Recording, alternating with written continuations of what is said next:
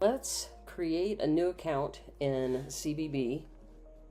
First thing when you go to sign up, you're going to see the web chat here. If you don't have an account already, any other accounts, you probably won't see any of these. You will only see a web chat window like this probably. And so you're going to go in, you're going to name your chatbot, and you go ahead and name your bot. We'll do make-believe taco truck, and hit continue. Now you have a bot. That's how easy it is. But your bot doesn't really know anything about you or your taco truck, so you have to do a couple of things. First of all, if you want people to get in and start talking to your bot, you have some flows, which are basically conversations that are already built in when you get your account set up. So the welcome message that you have right here, if I click on that and get the link, I can open up a web chat right now,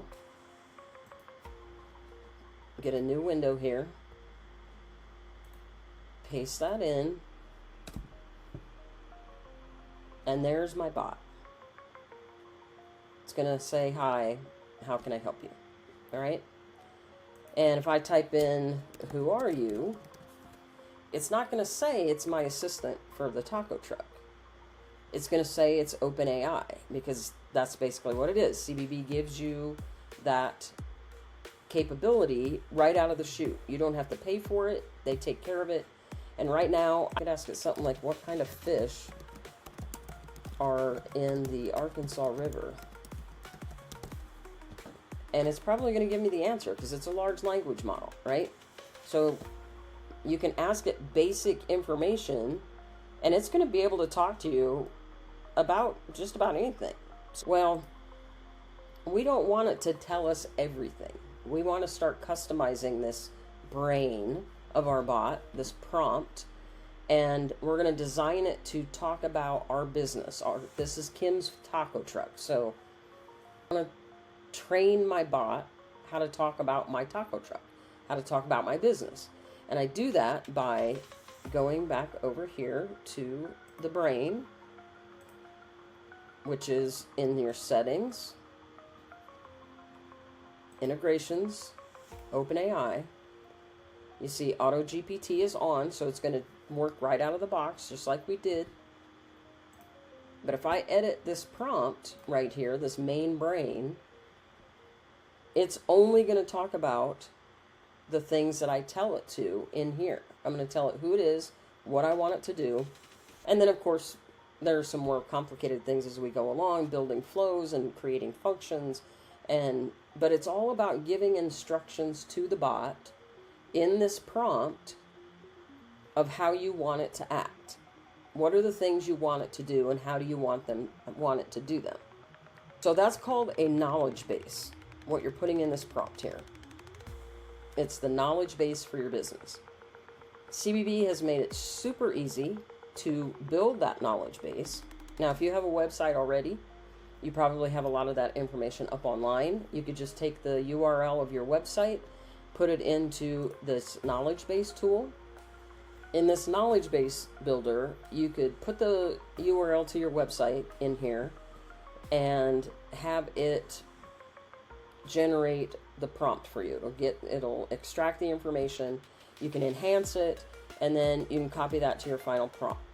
And then you can play around in here and see if it responds the way you want it to. If it doesn't, you may want to tweak the prompt and add some examples in there of, how that conversation would logically go if you were sitting here with a customer having a conversation.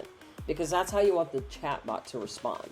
You want it to be there in place of you. So you want it to answer questions like you would, or as close to as you would as possible. And so if you want help building out a knowledge base and using this tool, I do have another video that's strictly about that.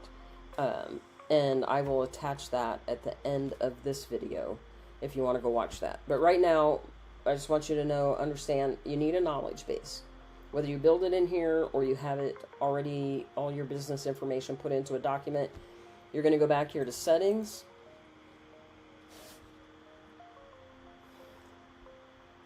Integrations, OpenAI, and click on Edit. This is the brain, this is the prompt that tells your chatbot who it is and how it's supposed to act. So you're going to take that knowledge base and you're going to paste it in here. And again, if you have examples, all the better.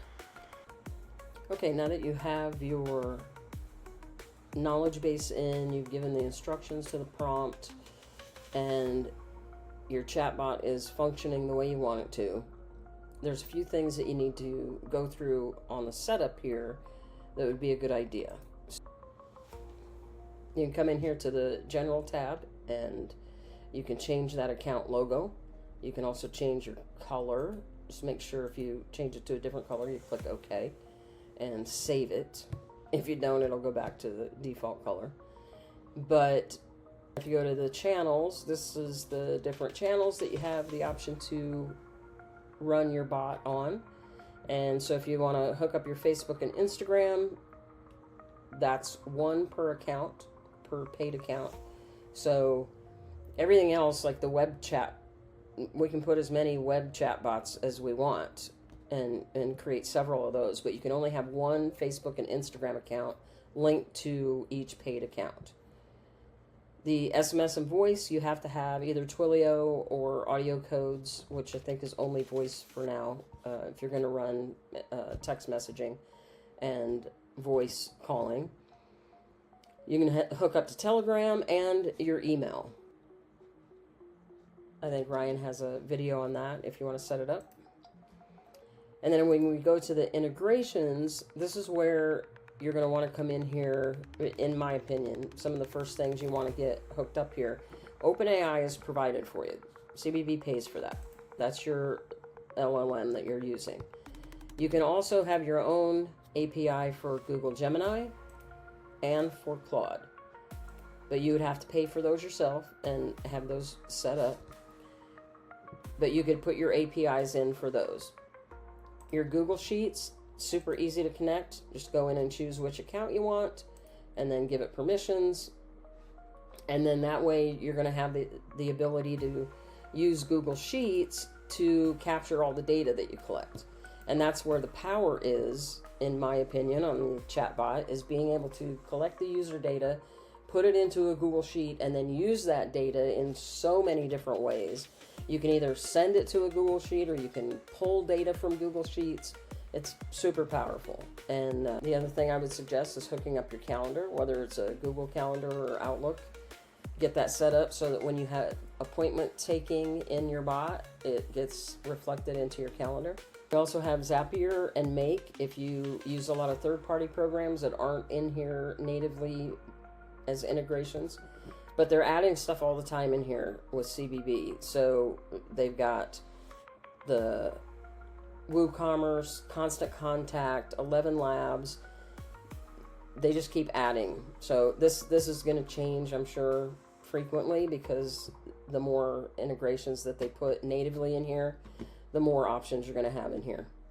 But I would hook up the Google Sheets, whichever calendar you want, and then your payment processor. Put PayPal and Stripe, super easy to connect. That way, if you're going to do the e-commerce that's built into the chatbot, super easy again, then you have a payment processor that you can use in your store. So that's the integrations. And then I would go over to admin, and right now I'm the only admin because this is a new account. I don't have any other people in here working on this. But I would go to edit the admin. This is where you're going to customize how you get notified. And since I'm the only admin in here, I'm the super admin. And by default, it's going to notify me when it triggers notify admin in the bot, or if it triggers sending to a human. And then it's also going to send me an email and a browser notification. But you can come in here and change this. Like, I don't have it send me emails. I only do browser notification. And if I have somebody taking care of the live chat, I turn this off because they're the ones that get notified if the message gets sent to a human, not me. But I do get notified every time something is triggered for notify admin because I have a lot of things set up that way. But this is where you would come in and customize that stuff. save it.